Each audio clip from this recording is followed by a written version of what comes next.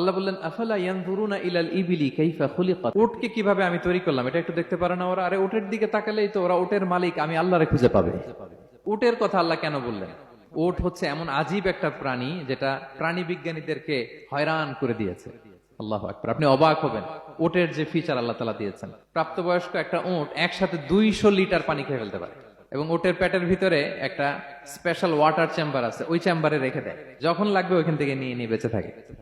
1 মাস না খেয়ে বেঁচে থাকে কি করে? ওটের পিঠে দেখবেন একটা কুজ আছে, এই পুরো কুজটা হচ্ছে চর্বির আধার। ওটের যখন খাবার থাকে না মরুভূমিতে, মাসের পর মাস যখন চলে, ওই চর্বি থেকে এনার্জি নিয়ে সে মরুভূমিতে চলে, সে না খেয়েও বাঁচতে পারে। আমাদের চোখের মধ্যে যেমনি একটা পাপড়ি, এরকম এক পাপড়ি দিয়ে উটকে আল্লাহ বানায় নাই, ডবল লেয়ারের পাপড়ি দিয়েছে।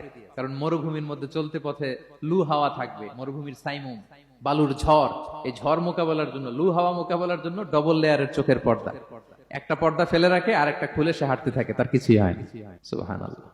আমাদের 98 ডিগ্রি ফারেনহাইটের স্বাভাবিক তাপমাত্রা, তাই না? 99 ডিগ্রি হলে আমাদের জ্বর, 100 ডিগ্রি হলে জ্বর, 101, 2 সর্বোচ্চ আমরা সহ্য করতে পারি। এর বেশি যদি হয়, 103 ডিগ্রি হলে বেহুশ হয়ে যায় মানুষ। 4 ডিগ্রি হলে আমাদের দেহের ভেতরে যে কোষগুলো আছে এগুলো মরে যায়।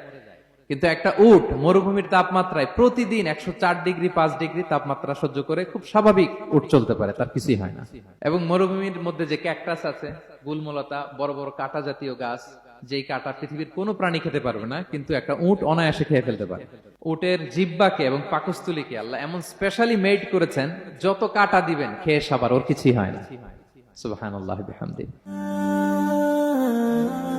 Be a part of our vision to listen and share the khair.